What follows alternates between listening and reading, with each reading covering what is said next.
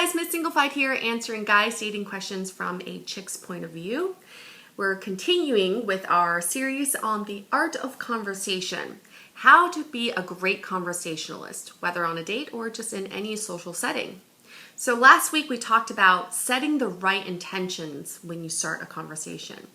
This week we'll focus on deep listening. Being a great listener actually takes a lot of practice in itself because it's not just about sitting there and nodding your head and going, yes, really, because that's not really listening. That's just responding. Being a good listener means that you're absorbing, digesting, and remembering the information about the other person.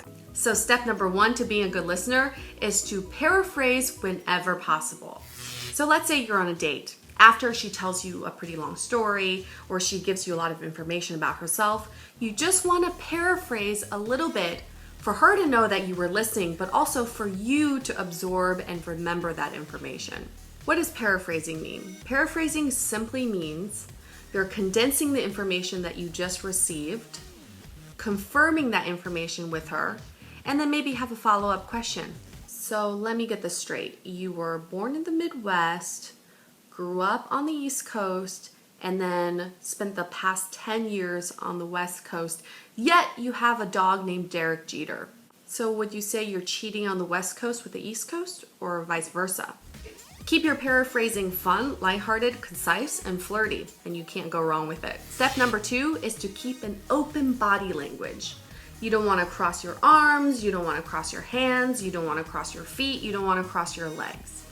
You want her to know that you are here to listen to her, to absorb everything she has to say, and to be open to what she has to say. Anytime you cross any part of your body, it actually distracts you from listening because crossing your body makes you more focused on yourself and actually makes her feel more uptight as well. Step number 3, lean in. When you lean in, it forces you to listen better. But it also shows the other person that you're very engaged in the conversation and that you're being attentive to what she's saying.